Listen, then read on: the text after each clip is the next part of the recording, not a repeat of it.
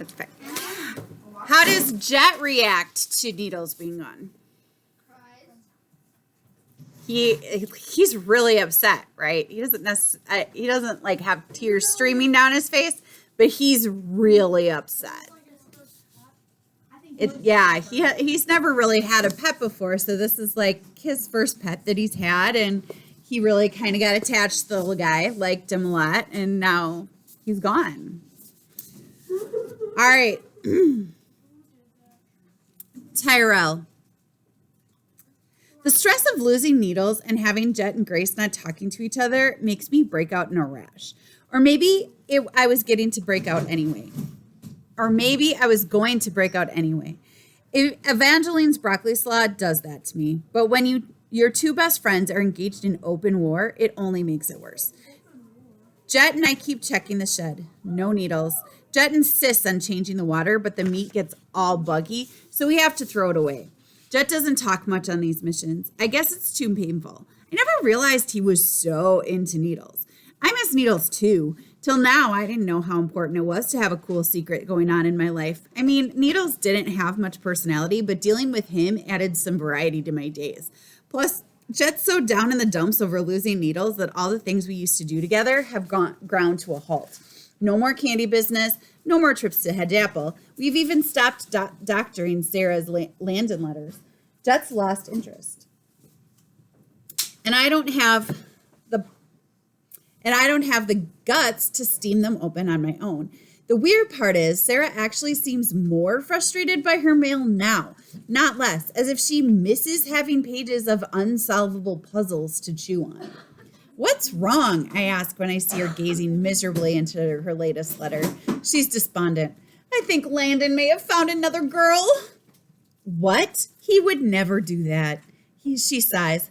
Maybe not, but something's missing. He's just not into me the way he used to be. And when I try to reassure her, she attacks me with an eyelash curler.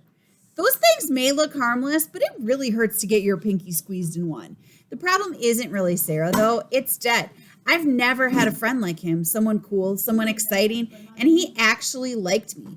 At least I thought he did. Since Needles has been gone, he hasn't been in a very friendly mood. Or maybe the whole thing was mostly in my head, and Jet and I were never that close to begin with. I'm in the woods waiting my turn for the ladder up to the zipline platform when someone grabs me by the back of my t-shirt and hauls me into the woods. By the time I figure out what's happening, I'm staring face to face at Brandon. What's the big deal? I exclaim, outraged. Why don't you ask your friend Baranoff? Brandon sneers. Where's my candy? I know you're selling the stuff all over the oasis, but that doesn't change what you owe me. My mind races. With Needles gone, Brandon can't blackmail us anymore. Jet must have cut him off, which makes sense since the candy supply is dried up. I raise myself up to full height, which is still a good 10 inches shorter than Brandon. We don't have to give you anything anymore. For your information, Needles is gone. He brays a dirty laugh. I know that genius. Who do you think turned him loose? I'm blown away. Why would you do that? Because I didn't get my candy, he informs me. Now you know I mean business. I'm so mad that I momentarily forget who I'm talking to.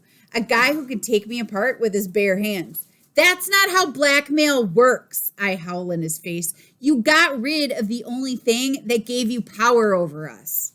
Yeah, he chuckles, then thinks it over. Wait. What? But I've already turned my back on him. I've got to find Jet and Grace and end the war between them. Needles was turned loose by the world's dumbest blackmailer. If I wasn't so upset, I'd be laughing my head off. You tell Baranoff he still owes me, he calls after me. Or what? I toss over my shoulder. You'll tell Magnus about the lizard that isn't in the shed anymore? I leave him standing there fuming and still a little confused over where he went wrong. I'm on my way to Cottage 29 when I spy Jet standing outside the meditation center. I adjust my course, panting. Jet, I have to tell you something. It's important. What is it? He asks a little impatiently when I reach him and stand there gasping, trying to catch my breath.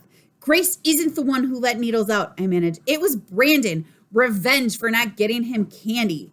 His eyes widen for a moment, but then a look of understanding comes over him. Figures. Poor Needles. So Grace is innocent, I remind him. He's unimpressed. Brandon just beat her to it. Never trust someone who always thinks she knows what's the right things to do. They can justify anything. He has a point. There's certainty to Grace that's a little scary. The same way she can convince herself to keep a lizard, she can change her mind and convince herself he has to go. It's a good quality most of the time. I like a person who has the courage of her convictions, but when she turns on a dime, those convictions can whip around and whack you in the side of the head. They sure whacked needles. What are you doing here? I asked him. We don't have meditation again till tomorrow. Jet looks me in the eye. I'm going to spy on Ivory. Why is he going to spy on Ivory?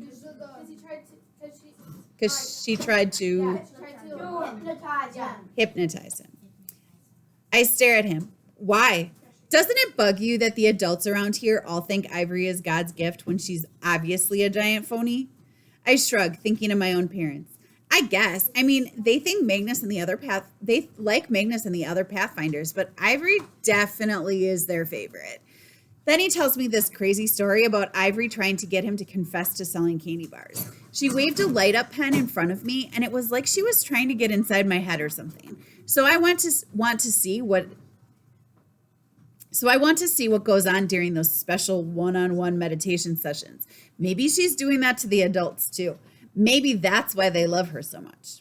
Okay, it sounds a little out there. On the other hand, I can tell by the look on Jet's face that he believes what he's saying 100%. Plus, I've always kind of wondered why my folks think the sun shines out of Ivory's butt. How are you going to pull it off? You don't think she's going to notice a guy hiding under a desk or behind her curtains? I should have figured that Vladimir Baranov's son would have it all planned out. There's an air vent in the wall of her office. I noticed it when she was working me over. I'm pretty sure it's big enough for me to fit into. Wow. The thought of squeezing through some tight ventilation duct brings on an attack of claustrophobia. What is claustrophobia?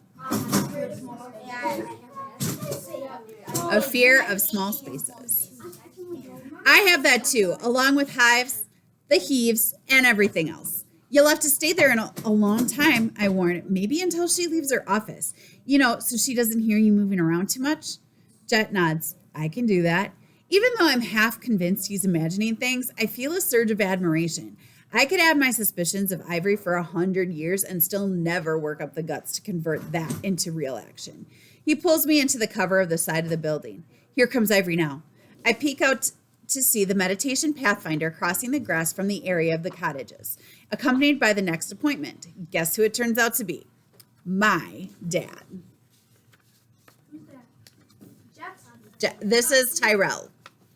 This is Tyrell's point of view. Not the football person.